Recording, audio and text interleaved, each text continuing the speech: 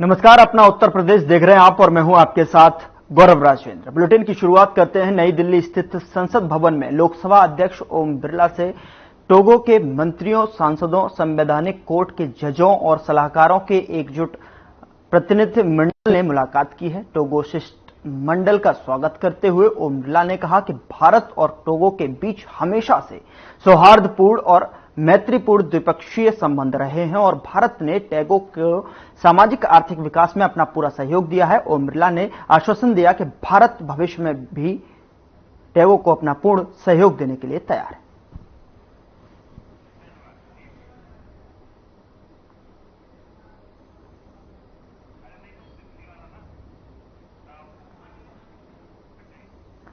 उधर केंद्रीय गृह एवं सहकारिता मंत्री अमित शाह 4 अगस्त को चंडीगढ़ दौरे पर रहेंगे। इस दौरान गृह मंत्री अमित शाह 2 कार्यक्रमों में शिरकत करेंगे, जिसमें पहले वो 12 बजे शिवालिक गार्डन में स्मार्ट सिटी मिशन के तहत मनीमाजरा में 24x7 जल आपूर्ति परियोजना का लोकार्पण करेंगे। इसके बाद अमित शाह दोपहर 2 बजे न्यू सचिवालय में 3 नए आपराधिक कानूनों के तहत ई साक्ष्य, न्याय सेतु, न्याय स्मृति और ई समन के अनुप्रयोगों का लोकार्पण भी करेंगे।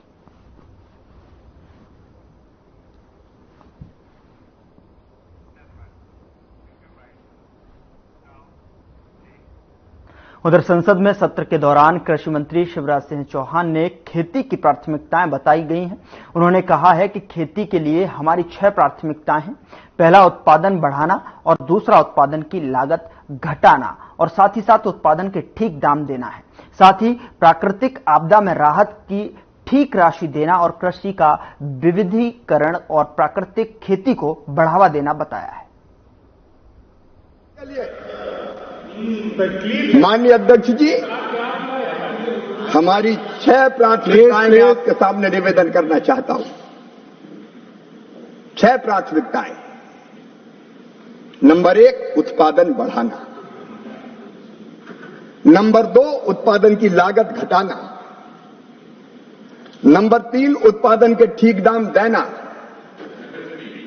और नंबर 4, प्राकृतिक आपदा में ठीक राहत की राशि देना। नंबर 5, कृषि का विविधीकरण, खेती में वैल्यू एडिशन। और माननीय अध्यक्ष उपसभापति जी, आने वाली पीढ़ियों के लिए भी धरती सुरक्षित रहे, इसलिए प्राकृतिक खेती को बढ़ावा देने का प्रयास सुविचारे ढंग से यह भारतीय जनता पार्टी की सरकार, एनडीए की सरकार खेती का रोड मैप बना के काम कर रही है।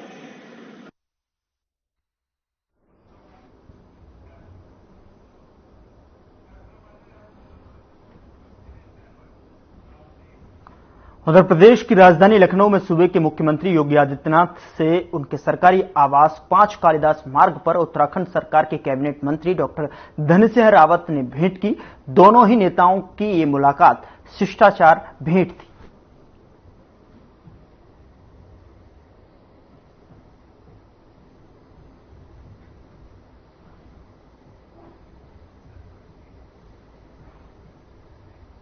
अगली खबर का रुख करते हैं। उत्तर प्रदेश के पर्यटन एवं संस्कृति मंत्री जयवीर सिंह ने शुकतीर्थ के आसपास विभिन्न कार्यों को लेकर जानकारी दी। उन्होंने कहा है कि मुजफ्फरनगर स्थित ऐतिहासिक एवं पौराणिक धार्मिक स्थल शुकतीर्थ के आसपास 54 करोड़ 58 लाख रुपए की लागत से सौंदर्यीकरण और बुनियादी सुविधाएं सुलभ कराने के लिए विभिन्न कार्य कराए जाएंगे। इस धनराशि से गंगा किनारे नया घाट, पर्यटक सुविधा केंद्र और पहले से बनाए गए पार्किंग स्थल का जीर्णोद्धार किया जाएगा। इस धाम को जाने वाले मार्ग पर प्रासंगिक कलाकृतियां उकेरी जाएंगी। इन कार्यों को शुरू करा दिया गया है। इससे श्रद्धालुओं और आगंतुकों को व्यवस्थित ढंग से दर्शन पूजा करना के साथ साथ ठहरने आदि का अवसर भी मिलेगा। मंत्री ने बताया कि शुकतीर्थ को लेकर मुजफ्फरनगर जनपद के आसपास के लोगों में काफी आस्था है। समय समय पर यहां लोग दर्शन और पूजन के लिए आते रहते हैं। गंगा किनारे स्थित होने की वजह से इसकी महत्ता और बढ़ जाती है।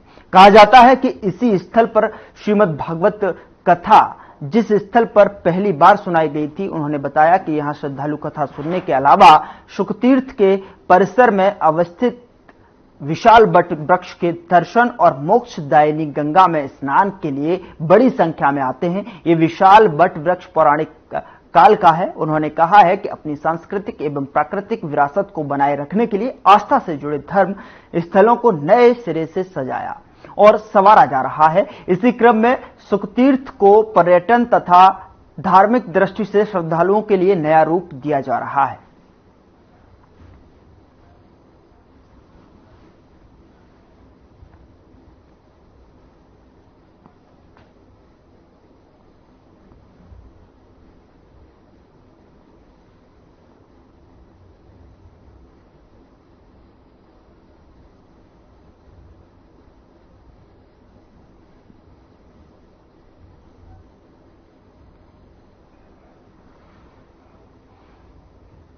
उधर सीएपीसी में 7वें जसजीत सिंह मेमोरियल व्याख्यान का आयोजन किया गया, जिसमें विदेश मंत्री एस जयशंकर ने शिरकत की है। उन्होंने क्या कुछ कहा है, आइए आपको सुनाते हैं।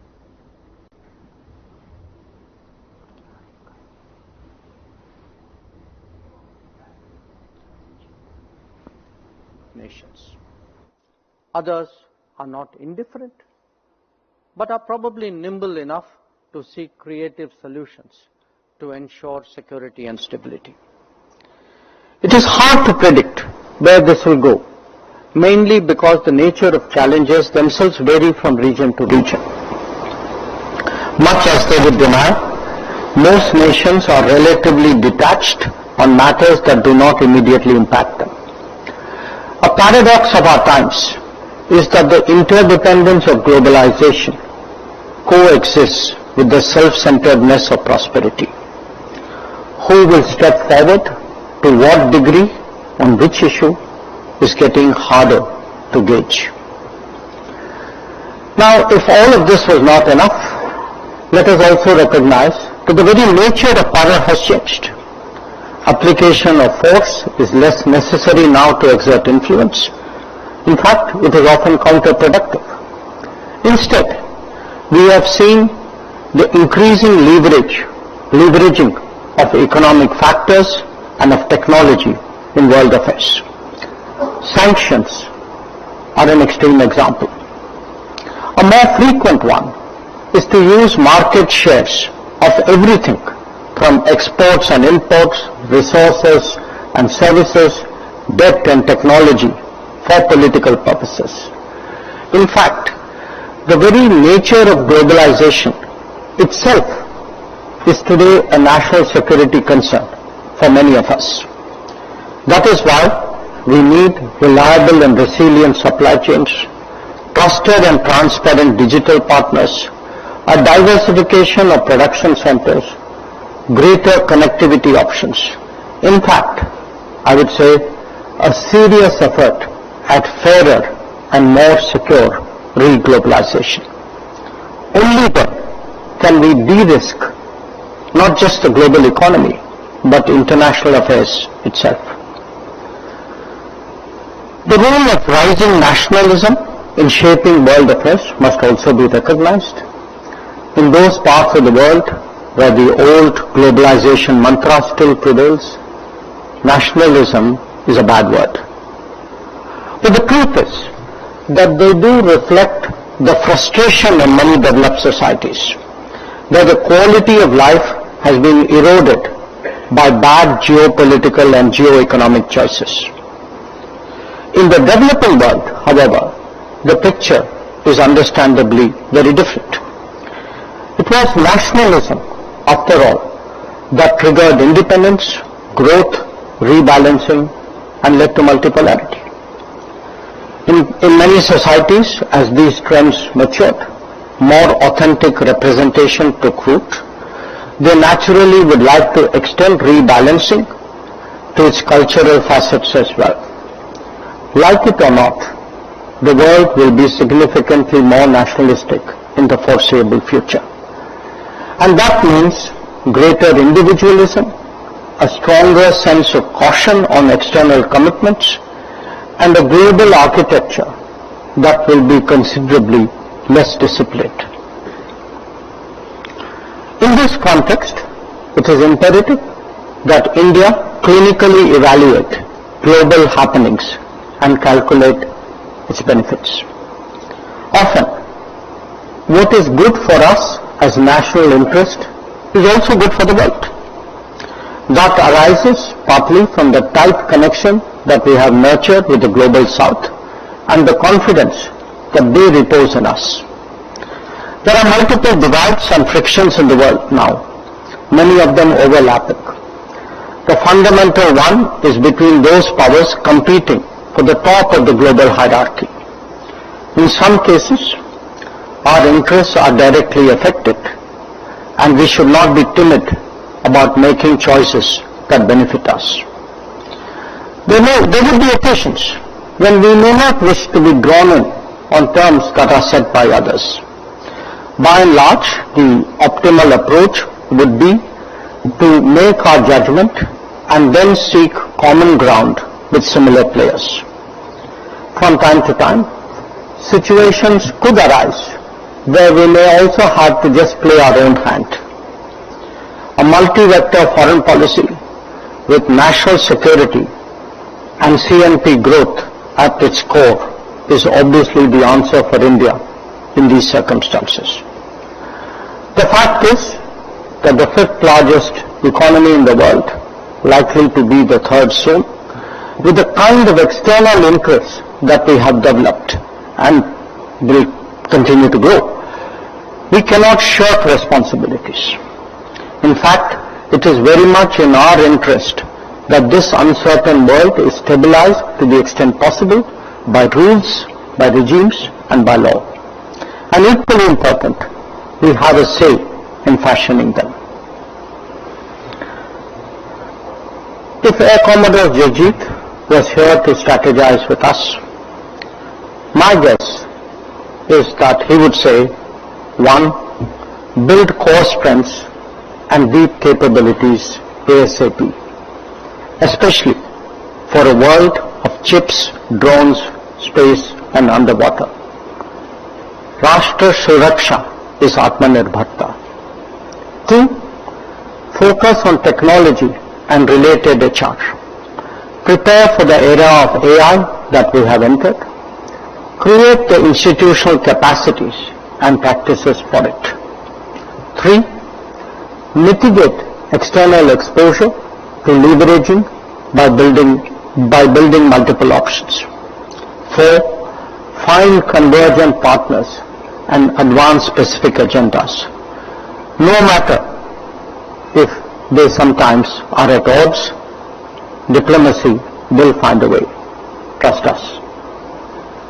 5. Leapfrog on capabilities, outthink on tactics, and don't be gamed. And 6. Fix the bane of all systems, that is siloed thinking. Integration, jointness, and holistic approaches are not just military challenges, but systemic ones as well. So let me conclude by saying this. The last decade has been very different in so many dimensions. The global landscape has changed and will continue to do so. India's primary concerns and challenges also have, reflecting that transformation.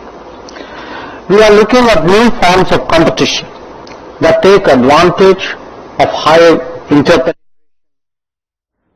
उधर UP के मुख्य सचिव IAS Manoj Kumar Singh से प्रांतीय civil सेवा यानी कि कार्यकारी शाखा के 31 प्रशिक्षु अधिकारियों ने भेंट की। इस दौरान मुख्य सचिव ने प्रशिक्षु अधिकारियों का उत्तर प्रदेश शासन परिवार में स्वागत करते हुए कहा कि यूपी कैडर देश के सर्वश्रेष्ठ कैडर में से एक है।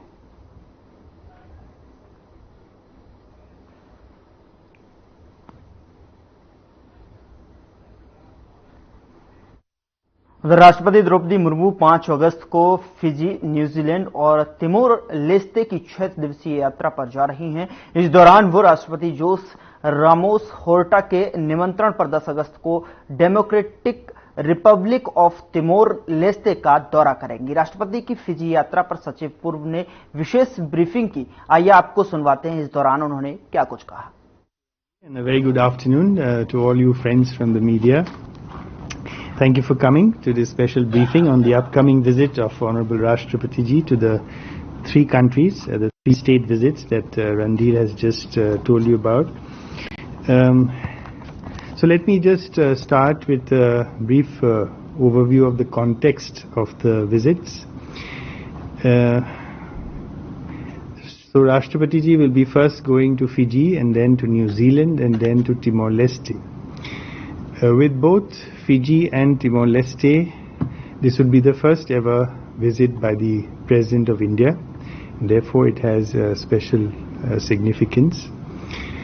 Ever since Prime Minister Shri Narendra Modi enunciated his Act East policy, the region, Southeast Asia and the Pacific, has been a very special focus for us. So all these 3 countries fall within our Act East policy. With New Zealand also, we have a very old and strong partnership that we carry forward in our relations with the Pacific Island countries. Timor-Leste itself has been accepted as a member of ASEAN. It will become the 11th member of ASEAN after it has completed its accession processes.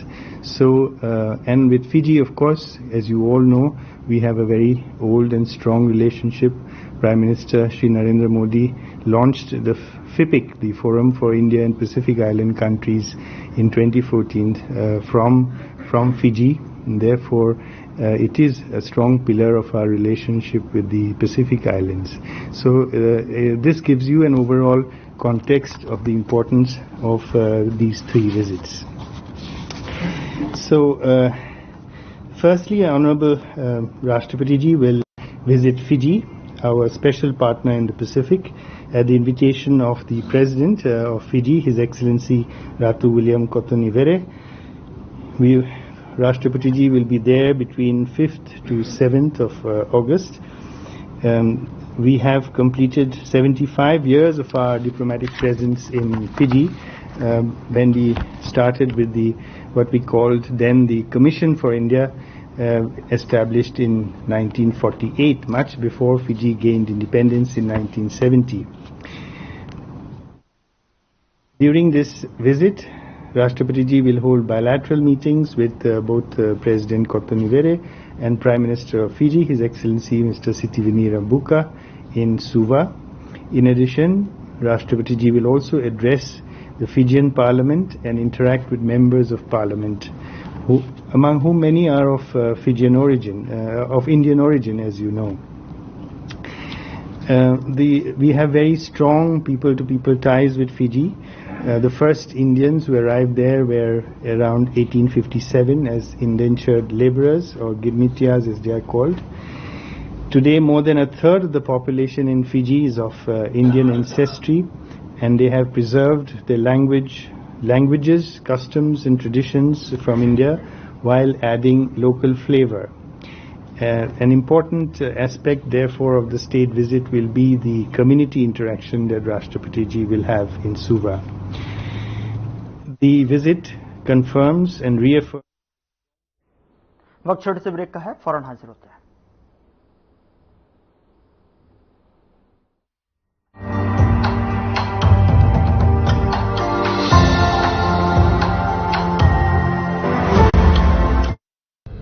हम हरियाणवी अब हर घर नल से शुद्ध जल पाते हैं। हमारा Haryana non stop Haryana. Hey mom, hey, look, I can download a song really fast. I can make dosas faster. Must be joking. Bus, 3 easy steps.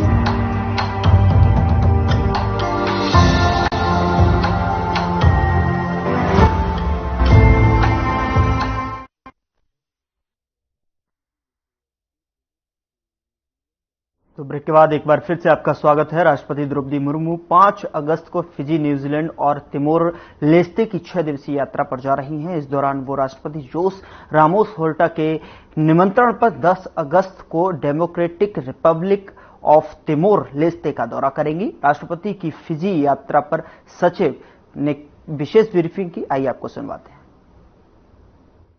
We'll also have meetings, call-ons her by the Prime Minister Mr. Christopher Luxon, and the Deputy Prime Minister and Foreign Minister, Mr. Winston Peters, who was here in March this year. They will make courtesy calls on her, and later on that evening, the Governor General will be hosting a banquet in honor of Honorable Rashtrapati Ji.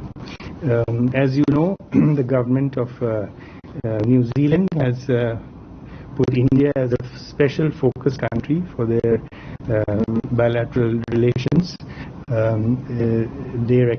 New Zealand recognizes India as a key partner in defense and security and in terms of overall bilateral trade, investment, people-to-people contact, etc. Therefore, this visit will itself be highly significant. Education plays a big part in our bilateral relations. We are the country with the second largest number of students in New Zealand. About 8,000 Indian students study there, and Rashtrapati Ji will therefore be addressing an international education conference in Wellington, where India is the guest of honor. This underscores the significance of the educational relationship, where New Zealand is looking to work with India and collaborate with our education system and our educational institutions, apart from the students that we send there. The following day, Rashtrapati Ji will have an interaction with the Indian diaspora and Friends of India at a community reception in Auckland. As you know, the Indian diaspora there is about 300,000 strong out of a total population of 5 million. They are very well integrated into New Zealand society and are really a living bridge between the two countries. These warm and friendly ties with New Zealand have seen an uptick in recent years, and the visit is expected to give further impetus to the growing relations in a large number of areas. From New Zealand, Rashtrapati Ji will travel to Timor-Leste at the invitation of the President of Timor-Leste, Jose Ramos Horta, and on 10th of August will be the main day of engagements. This will, as I have said before, be the first head of state level visit from India to Timor-Leste. During the visit, apart from the bilateral meeting with the President, there will be also a meeting with Prime Minister Mr. Sanana Gusmao, His Excellency Mr. Sanana Gusmao, who will call on Rashtrapati Ji, and there will be also a community reception with Indians in Timor-Leste and Friends of India. We have several areas of bilateral cooperation which we would like to follow up with the government of Timor-Leste in various areas such as IT, digitalization, healthcare, agriculture, and capacity building. As you know, Rashtrapati's visit is 7 months after the President of Timor-Leste himself, President Horta, visited India and attended the vibrant Gujarat Summit in January this year, when he met Prime Minister Shri Narendra Modi on the sidelines of that event. We have announced the opening of our mission in Timor-Leste. Prime Minister. फिलहाल इस bulletin में इतना ही। नमस्कार।